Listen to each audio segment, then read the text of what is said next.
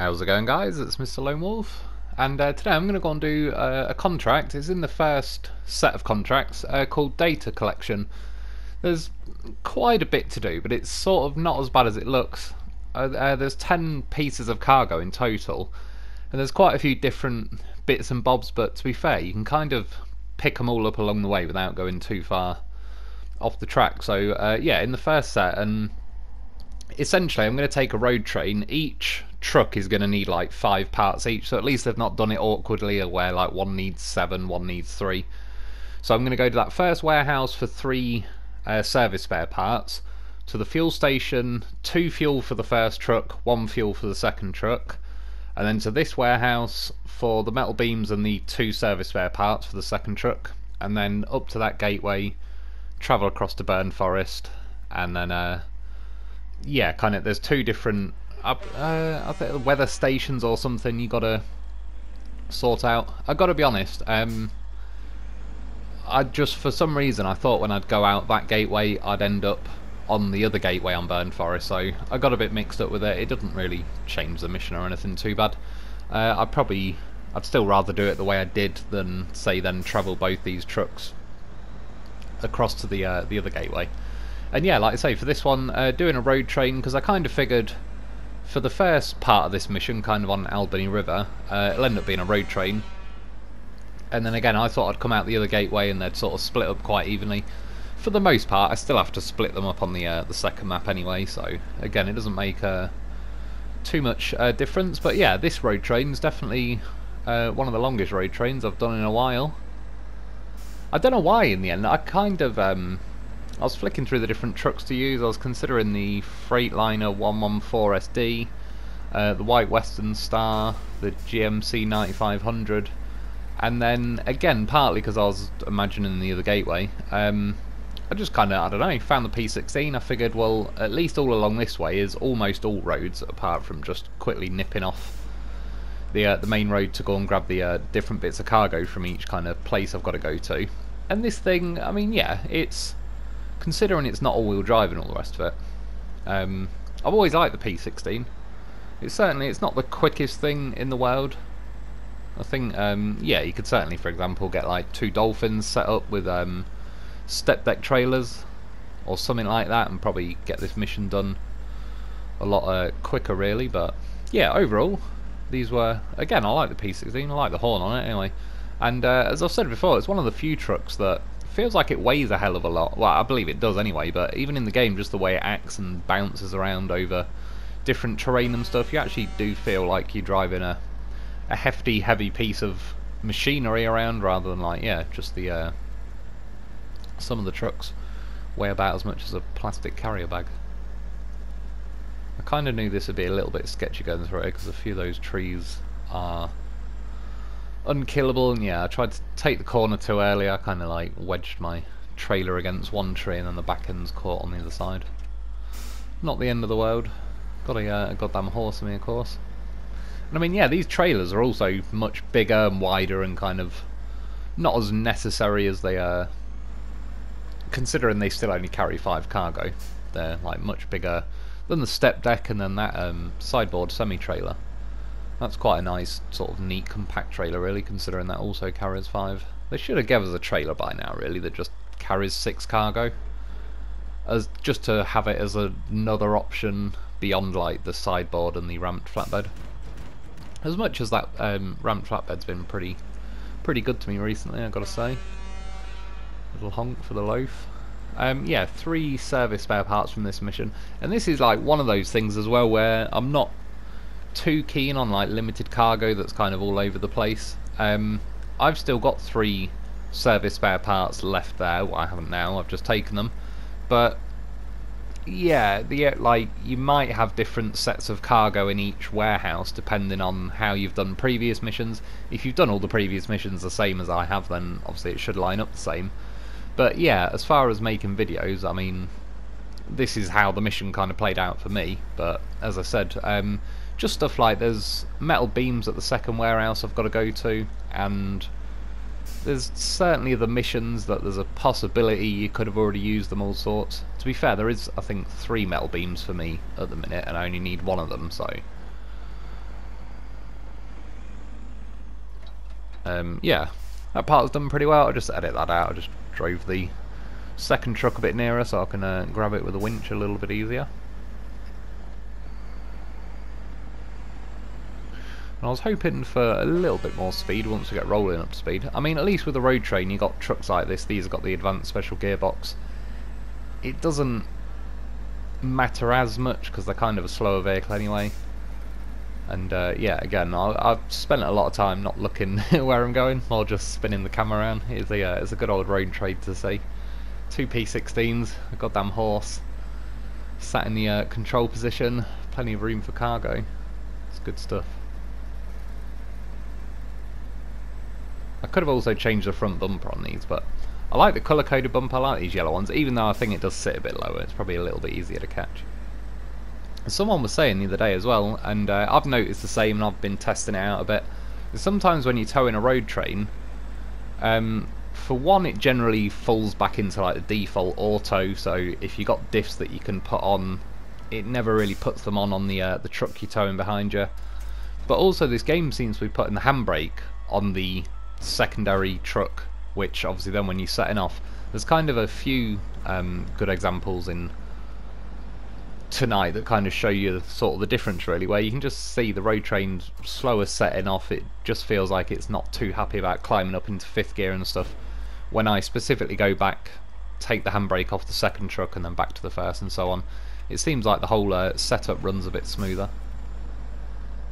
Yeah, there's a fuel station. Grab, like I say, you gotta, I mean, it's not too difficult, but pay attention to which cargo you're putting on which truck, because they're both eventually going to have different sets of cargo. So yeah, this first truck's complete now basically. 3 lots of service spare parts and 2 fuel, and then the truck behind's only got 1 of its cargo at the minute, 1 lot of fuel.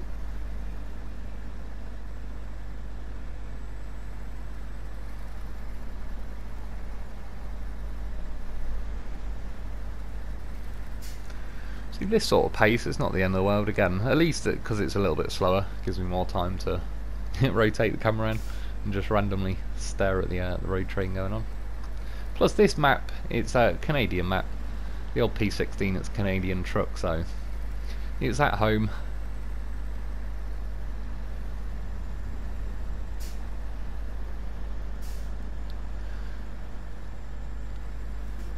Did alright through there as well. That tree on the edge, sometimes that catches your wheels, but this truck's a bit of a beast, didn't really seem to bother it too much.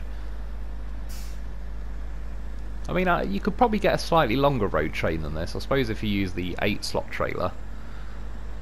But I think that seems like quite, not compact, but I don't know. This trailer, considering it is just a 5-slot, is a pretty long trailer overall, so. These roads are quite nice and sweeping for the most part, so again, that was another reason. I just figured, like, there's only so many missions that I'm even going to have a chance to take the P16 out, and yeah, sort of long sweeping roads most of the way. Again, still thought I was going through the other gateway, so it would have been quite nice and easy to sort of split the road train once I get to that point, but I don't need any cranes for this. I can load all the cargo automatically, so yeah, it worked out pretty nice. What I will say though, it's the first time it's happened to me on my non-mod playthrough, so this is just my normal playthrough. I actually got blue screened tonight and lost a little bit of footage. I, as near as made no difference, was able to sort of replace the footage. I'll show you that, it's coming up fairly shortly. It was when I tried to go through the gateway. I think, I'm not sure, but maybe with like just 2 trucks, 2 trailers. Yeah, a bit too long to go through the gateway. That's definitely what she said. I was looking now, it wasn't quite as much, but the this road train's nearly as long as the whole entire bridge. Probably about another P16 length, and it'd be about even.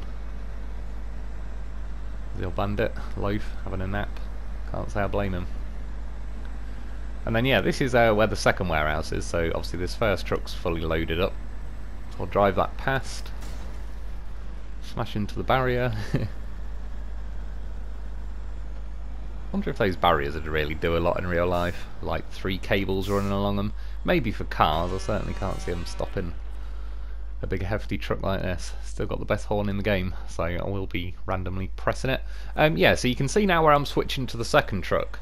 Long story short, I got the cargo, went to the gateway, got blue screened, and when it loaded the game back up, my truck was just coming back out of this road.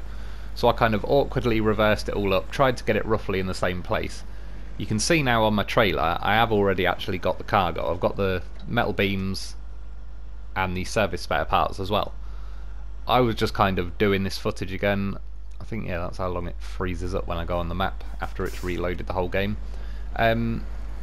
Yeah, so essentially, like, I've already done this bit now, sort of as far as the game's concerned, but I'm just going to loop back round to the same warehouse again, just to kind of restore the footage to some degree. And yeah, as I said, I've made it blue screen me a couple of times before on my normal playthrough. For some reason, travelling to the Heartlands map seems to have like the highest chance of blue screening it. Although I've managed to travel there on this playthrough and it not crash, but just sometimes I have made it crash. Yeah, tonight was the first time where, you know, I didn't want it to blue screen and I wasn't doing anything, I think, that was trying to encourage one. But yeah, as I say, when I tried to travel through the gateway, it just halfway through loading up Burned Forest, just, that's it, blue screen pops up, which is a pain in the arse because then I lose the footage as well. Like, once the blue screen pops up, I can't press like the share button on this, yeah, and go down to like the save the video clip. But yeah, this is the warehouse I came to, got metal beams, service spare parts, and then, well, you can see the saving cogs there. Like, I was just on the other side of this giant puddle, really. I did go that way down though, just kind of jumping down those rocks.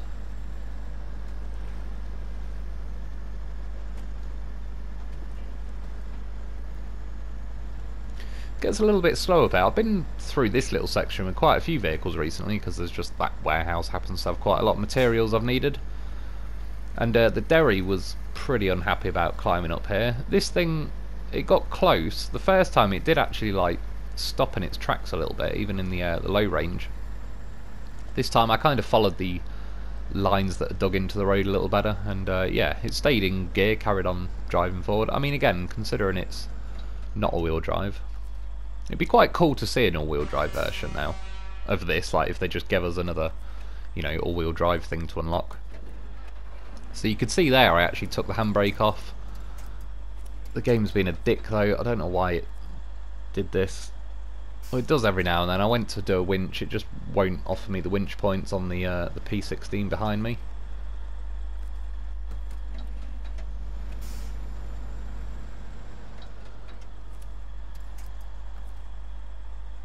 I'm not entirely sure if that fixes it, but I just drove the second P16 up, kind of attached a winch myself, and then disconnected it, but just, I don't know, to try and get the game to register that I do actually have some winch points.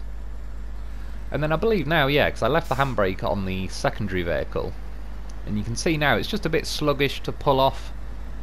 It's kind of slowly climbing up the gears, but it doesn't seem too happy about it. You can kind of tell when you're driving it, you get a better feel for what's actually going on.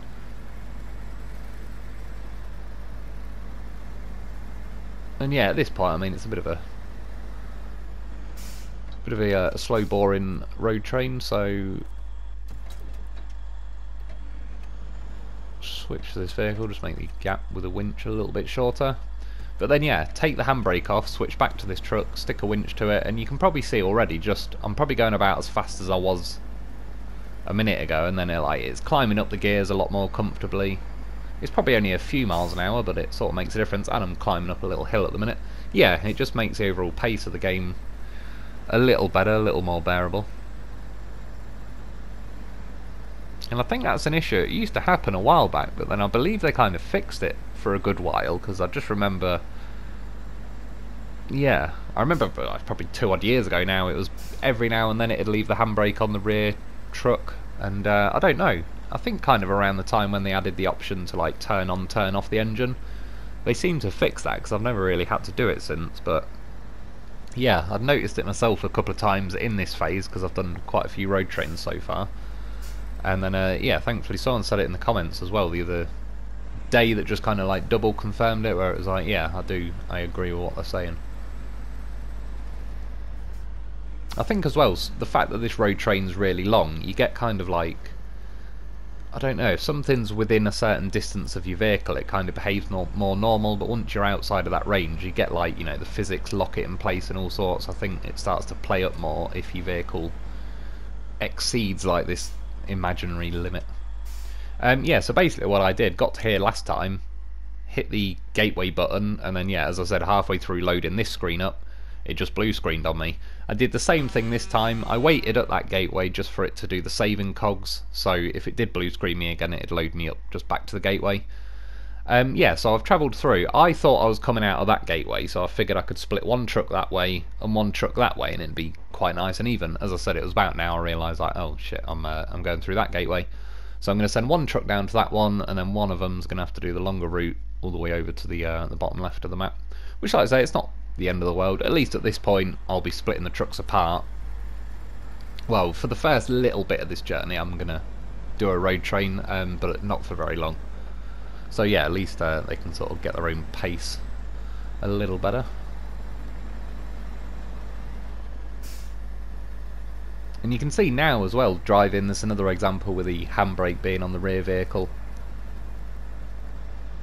You can just see I'm going pretty slow considering I'm kind of giving it full power. It also, I believe, there kicked me kind of out of 4th or 5th or whatever, back to 1st. Bloody hell, can hardly talk tonight. I've been, again, yeah, apologies, I didn't get a video out yesterday. It's just pretty busy doing stuff, ran out of time. I've been sort of phone calls and stuff, waiting up at hours I'm not used to. My sleep's been all over the place, so hopefully I'm kind of getting back up to where I was, getting into a bit of a smoother pattern. That's why on Saturday, I mean, my mod playthrough is still glitching, but I didn't even have a lot of time really that night to kind of test it out and mess around with it. I was sort of running a bit late myself, so but yeah, in the scheme of things, it's sort of best to skip it. I'm in an R-ing whether to, I don't know, whether to start a new playthrough or whether to delete some mods off there. I mean, again, there's other people in the comments that have said they've had the same issues, like with blue screen and that, so I know it's not just me. There's other people that have also said they've deleted all their mods, etc., and they're still having the issue. Obviously on this version of the playthrough, for example, I don't have any mods, and I still got blue screen tonight, although, as I said, it is the first time it's happened by accident on this playthrough.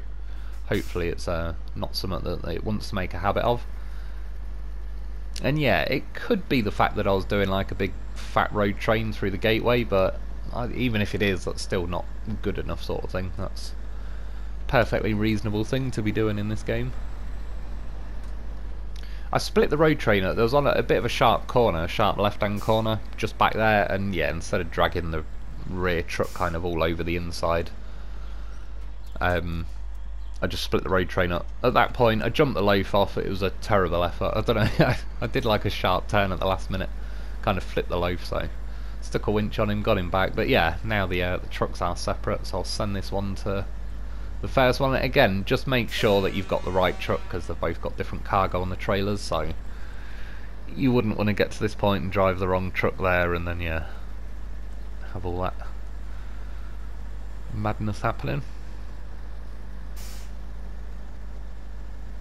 And I didn't really want to let... The reason I jumped the Lo4f there, by the way, was I knew I'd have enough fuel in this truck to get to here, and obviously this is the truck that's got to go to this gateway. I couldn't just sort of interchange them. The second truck has got much further to go, so my theory was I was going to just, as I drive the truck past, collect a bit of fuel out the loaf and leave him there, but you know how these things happen. You get a bit attached to the old goddamn professional. I'm trying to think as well, I can't remember, I got that Taiga there and it's got a radar trailer behind it. I must have had a loaf with it. You can even kind of see where I've detached the trailer. I don't know what the hell I did with that loaf or what's going on. Ah, maybe in fact, I bet it was OG loaf. And I don't normally like leaving them out because, just think, well, one, because I like using them again for different missions, but two, the game, just in case it ever glitches, I don't want it to rob the OG off me. Yeah, drop all these off, just quickly move the truck forward a bit just to get out of the way of the road if I ever have to come past here at some point in the future.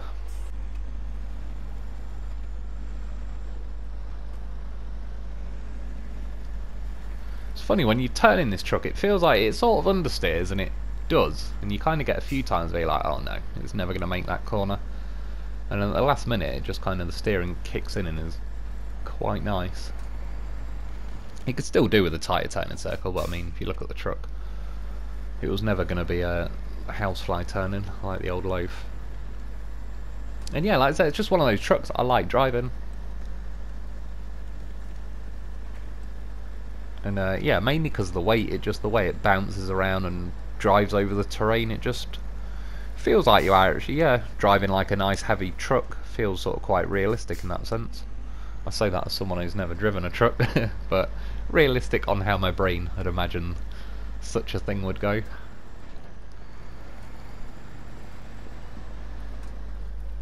So that road leading off to the left is kind of where I took the first truck down.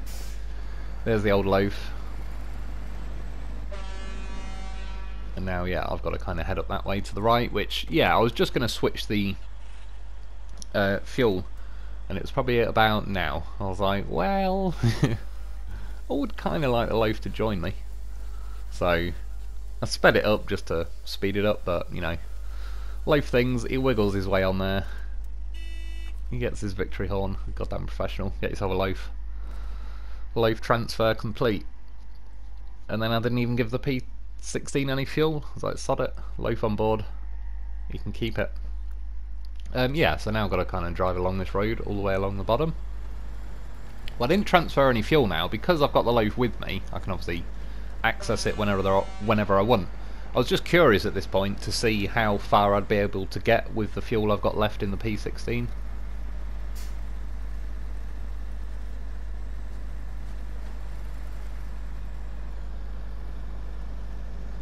And these days, there's definitely a few little sections here and there where the P16 feels a little bit underpowered compared to what it used to be. And like I say, there may be a possibility they've actually just adjusted all the weights of like the trailers and everything. This is, as you'd kind of expect, not the lightest trailer to begin with. But I've noticed as well, sometimes when you drop the cargo off, these days you can noticeably see like the trailer suspension sort of lifting as the weight gets taken off it. Whereas I don't believe it ever really used to do that back in the day, not to the same degree. That being said, it certainly, when we used to pack trailers, it definitely used to register it as like extra weight. Because I remember like doing the gameplay and review videos when I go through the quarry and I load 2 concrete slabs. Sometimes trucks that struggle getting up the first and the second quarry hill, I unpack the cargo and that just kind of makes it lighter. So yeah, I suppose it always has sort of interacted like that. I don't know, I've sort of got a feeling they've done something to the trailers themselves these days, because yeah, the step deck feels heavier. The ramped flatbed just, I suppose, technically maybe feels heavier. I've not really noticed that, it's just, I suppose on the other side though, it doesn't feel like it weighs nothing and it flops around like a lunatic, so yeah, they might have actually fixed it, which is cool if they have. I just wish they'd be a bit more kind of proactive on some of the more obvious bugs in the game, and especially this blue screening going on at the minute. I mean, who knows, they've either just not bothering with it, which is pretty disappointing to say the least, especially if they're going to carry on this phase all year, or they, I don't know, like maybe it's some kind of bug that's like pretty hard to iron out the system. I'm not too sure. Again, that's not my problem or anyone else that's having blue screen issues. See, you got every now and then you got a little place like this where it just run out of juice, and to be fair, I was just rolling back a little bit there as I floored it, and I know sometimes in the past that can kind of, the game's not too keen about that and it sort of locks you in place. I mean, in the end I flung a winch out and I don't even think I really pulled against the winch. It's funny in this game, when you fire a winch out, you seem to just get like a little bit of a grip or a power bonus going on.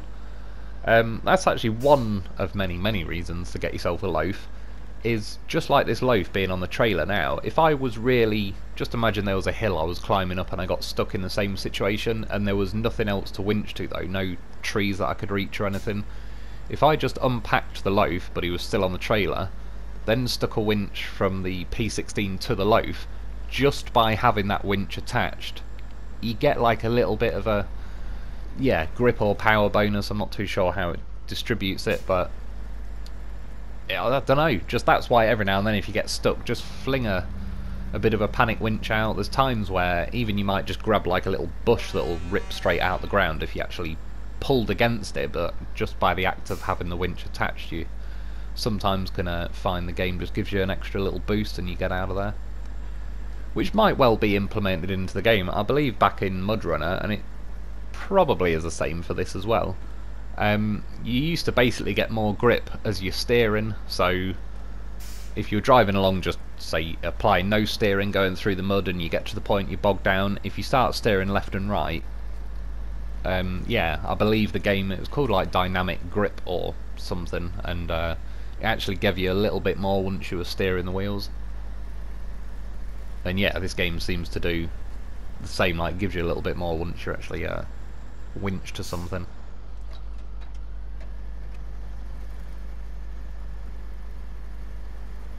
So it was not too keen about going up here, which, especially that I'm in high-low as well, it just shows you like a pretty good example, I reckon, of where they have messed around with, I think it might possibly be like the revs that they've messed around with as well in each of the gears to make them rev less, which is why, one, I think they struggle more climbing through the gears, two, I think you need a certain amount of revs to jump to the next gear, but certain areas kind of cap you below that limit, so I think that's why you get stuck in first gear in certain situations. It's a bit, I suppose, like how an automatic well, I don't know.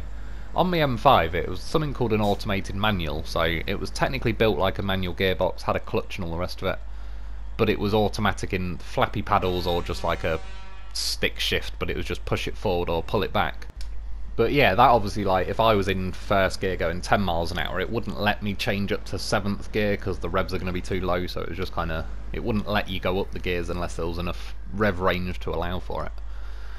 Just randomly, that little white loaf that's on the side, I robbed the fuel off him the other day, so I'll quickly switch some fuel to that from the loaf. He was generous, but yeah, I've already got this maintenance trailer stashed here, and again, I still would like to see what fuel I'd use from the P16. Why is it like when I click on it, it makes the target that maintenance trailer? Like, why would I pull up and refill that trailer?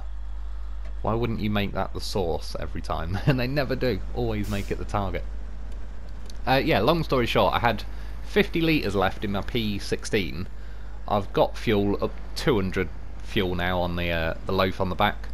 I added 75 litres, and I knew any more, obviously the loaf's got me covered. Or the loaf would have anyway, but I suppose I just kind of did it that way because then at some point I'm going to have a loaf stashed on this part of the map that's still got all its fuel and everything with it, and yeah, again, just curious to see. There was no point in filling the P16 up the whole way because there's a very high chance once I get to the end of this mission the P16 is just going to become a free-range wild P16 and stay there for a while. But yeah, I added 75 litres, so once I get to the end, if I have more than 75 litres left, then it would have made it without a fuel break and less, and then yeah, it would have needed it. Either the maintenance trailer or the loaf to save its bacon.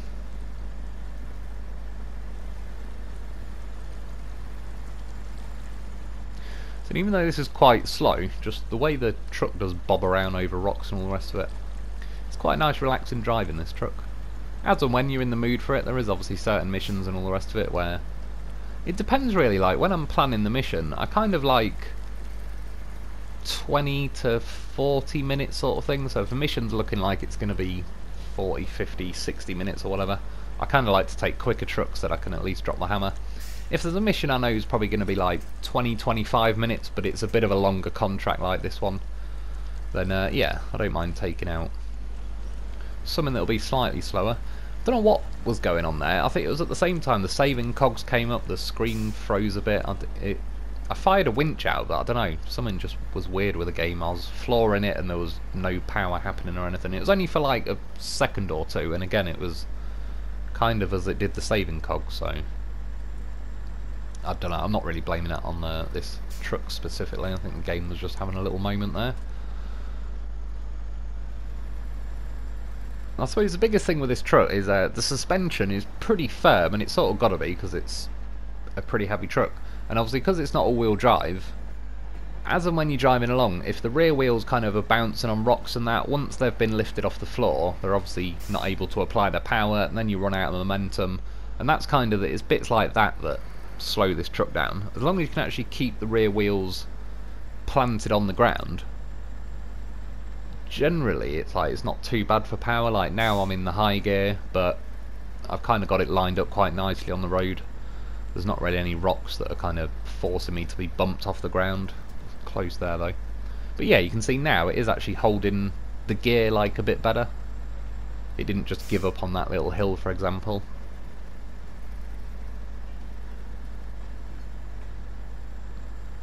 I've not really done that many missions on this Burn Forest. I really wish they'd added a garage to this though, because for one, obviously in this whole phase, like, I like to start my videos from a garage. I'm always going to be doing it from Burn Forest pretty much in this in Albany River, sorry, in this case.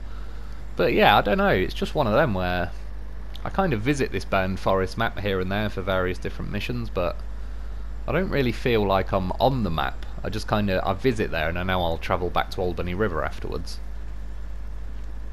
But yeah, if I had a garage, I'd certainly be a little bit more inclined to take a few more vehicles out, explore a bit more and all the rest of it.